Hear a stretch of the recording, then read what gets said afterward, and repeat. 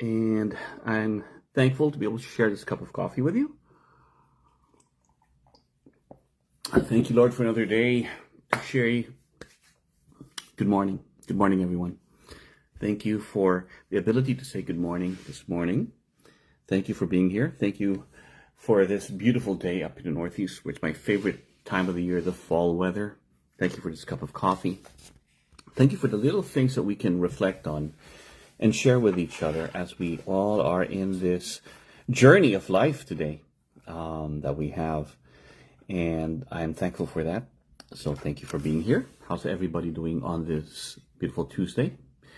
Previously, we have a Tuesday training clip. Enjoy that. The ability to be able to train and share your passion is one of the gifts that we take for granted. If we have things to share, thoughts to share, passions to share, hobbies, it's always great. Good morning, Natalie, Steve. Little sneeze coming up. Here it comes. Excuse me.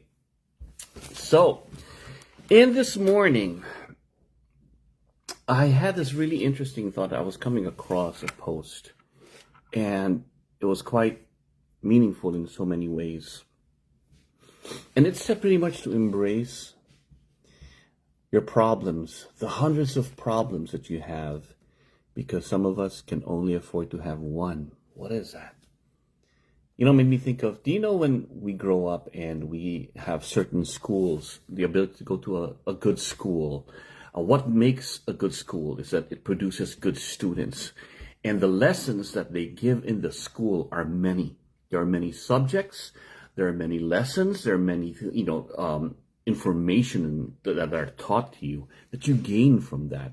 Each lesson is something of a gift. Each lesson has a challenge because you have homework, you have tests to study for, you have problems to solve, problem solving in a lot of these subjects. When you think of those, then we always look at problems then are lessons. If you have 100 problems, you have 100 lessons to learn from. If you have 100 problems, you have 100 ways to grow. You have a source of 100 things to make you do better.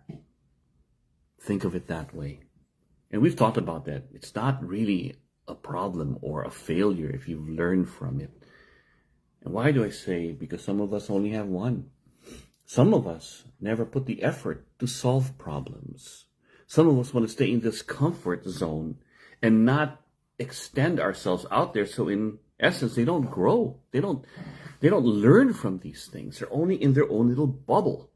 Whereas those with many problems have resiliency to meet the challenges and go forward and grow from it and experience so many things and meet so many people along the way who are also helping you solve those problems.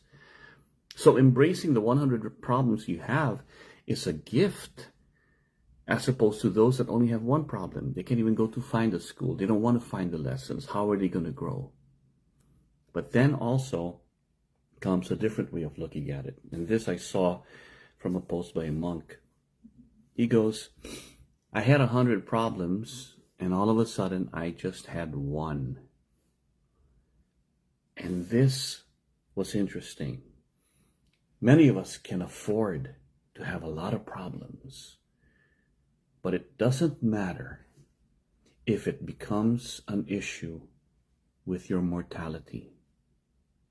If it is an end-of-life event, if it is a terminal event, all of a sudden, that job you're worried about, those projects that you need to get, the promotion you're working about, the house payments, all these other things, the niceties that you want, and all the problems of solving that doesn't mean anything anymore when you realize that your time in this world is not long. The reality of that. Interesting, isn't it? All of a sudden, it's not a problem. All these things that I worry and put so much stress, all these arguments I get into. It worked for me yesterday. It worked for me yesterday. I was approached with a little problem, an irritable thing. That normally I go, oh man, look at this. Well, let's get into an argument and we're going to do it. And because I'm with someone who has that one problem, as opposed to the hundreds that I've got, I realize how dare I complain about this. Now, I look at these as lessons and challenges and things to persevere over. There's no answer for this. Only how we react to it and how we make time to focus on what's really important now. The one problem. The hundreds of things don't matter anymore. We just keep going until we can't. And that really made me think about that. It really put things into perspective. That I said, why don't I approach everything this way all the time? That there are certain things that are presented to me that I can just say, oh, okay. But in the scheme of things, does anybody in their deathbed really care about the projects they didn't finish? All the accomplishments they met and all these other, does that really matter anymore? If the one thing is just trying to get up in the morning, you're just trying to feel better for the day, just trying to win the day. All the other problems, all the things that we think about, not important anymore. Lucky are we who can afford to think of those problems. Lucky are we who can afford to experience those problems and find ways to find solutions when all these problems are presented to us.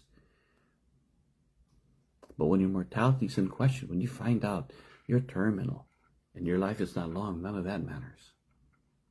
So in two ways, embrace the 100 problems you have, because they're 100 lessons, 100 chances for growth, 100 things to experience in this life and continue experiencing other things. For every problem comes a solution that has more problems later on, and you keep on growing, but you're alive. Some of us never have that chance. They don't want to go of their comfort zone. They don't grow. They don't have a chance to go to school and get all these lessons in life, the school of life. And then there's one that would beg and say, I would love your problems. I would love to have the lessons that you're going to go through. I would love to grow with you. Those 100 of things that you worry about, give them to me. Because this one thing that I have to worry about, I can't fix. I'm mortal and my time is almost up. If we think of things that way, every day, every minute, it puts things into perspective, because it kind of reminds you of what's really important. A lot of the things that we think are so life-ending, so heavy on us, and we try to say they're lessons. Oh, this is a hard lesson. This is a hard lesson to persevere over. This is an irritant thing. Really? Look at their problem, their one problem. Would you want that? Because they'll trade places with you in a heartbeat. Something to think about. Doug Marcaida here, enjoying this morning cup of coffee with you guys. Let me know what your thoughts are in the comments right here. And once again, if you do have a YouTube channel, please help me out on my Doug Marcaida channel. Subscribe. And if you are from the Morning Coffee and from our Facebook talks right here, please write down in there, and I truly appreciate that. And also for the Sharp Talk podcast, which this week, Halloween is coming up, so we have a Halloween episode coming up for that also, where I'm reviewing some of the episodes of Fortune Fire that we truly enjoyed that I'm putting out there. Have a great day, folks.